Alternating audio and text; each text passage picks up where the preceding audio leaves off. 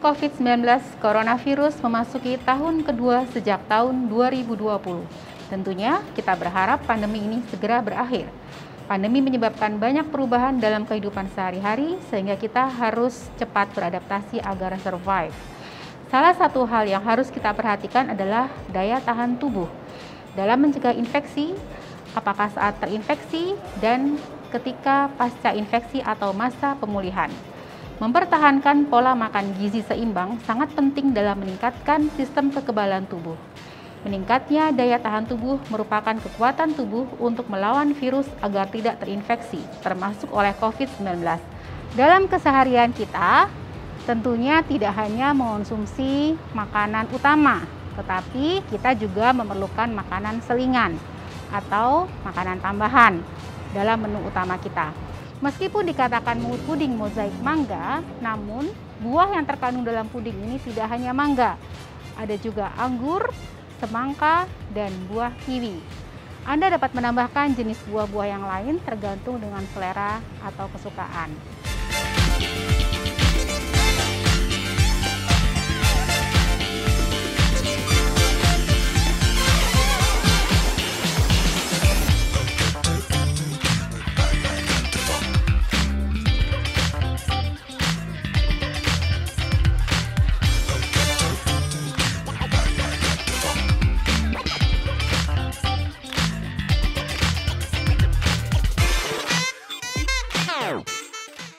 Nah, di dalam puding ini, seperti halnya puding-puding yang lain, berbahan dasar rumput laut karena menggunakan agar-agar.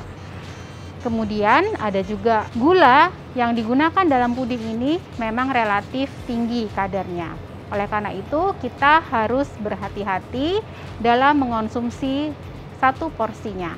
Jadi, puding ini bisa dikonsumsi bersama-sama dengan anggota keluarga atau teman-teman yang lainnya.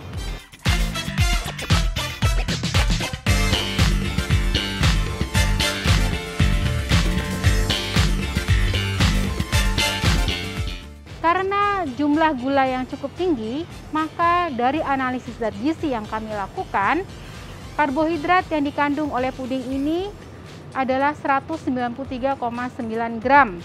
Padahal jumlah kalorinya 872,6 kilokalori. Dengan kata lain, jika kita kalkulasikan dari gram karbohidrat ke kilokalori, maka puding ini 85% didominasi oleh karbohidrat yang sumbernya dari gula, sukrosa. Nah, selain itu juga ada gula dari buah-buahan walaupun jumlahnya sangat kecil. Salah satu resep yang digunakan di dalam makanan puding ini adalah penggunaan susu atau bisa juga menggunakan creamer. Tetapi saya menyarankan untuk lebih baik menggunakan susu karena jenis lemaknya relatif lebih baik daripada creamer. Karena dalam puding ini terdapat susu, oleh karena itu setelah dikalkulasikan, lemak yang dikandung adalah 8,1 gram. Namun sayangnya masih didominasi oleh lemak yang jenuh. Oleh karena itu, Anda dapat mengganti jenis susu mungkin dengan susu yang rendah lemak ya, atau rendah kalori. Karena kita menggunakan buah-buahan, berbagai jenis buah-buahan di dalam resep makanan ini, sehingga kita juga dapat keuntungan yaitu adanya vitamin A dan vitamin C. Karena ini adalah makanan yang berbahan dasar buah-buahan, tentu saja jumlah natriumnya relatif kecil, yaitu hanya 39 mg. Kemudian jumlah kaliumnya juga hanya 614 mg. Jadi tidak masalah jika masih di bawah kebutuhan harian karena bisa didapatkan dari makanan utama. Untuk kebutuhan kalsium ada 90 mg yang disediakan oleh resep ini dan ini sudah cukup karena nanti akan dipenuhi oleh makanan yang lainnya. Sedangkan untuk kebutuhan seng atau zinc dan zat besi relatif rendah karena biasanya seng, zat besi dan kalsium ini memang diperoleh dari makanan sumber lemak maupun protein. Nah, oleh karena itu ini adalah makanan selingan. Namun kita harus hati-hati dalam mengonsumsi karena sekali lagi makanan ini relatif tinggi karbohidrat yang asalnya dari gula. sukrosa. Oleh karena itu kita harus mengimbangi dengan konsumsi serat dan tambahan jenis buah-buahan yang lainnya. Demikian ulasan untuk zat gizi puding mozaik mangga. Semoga bermanfaat.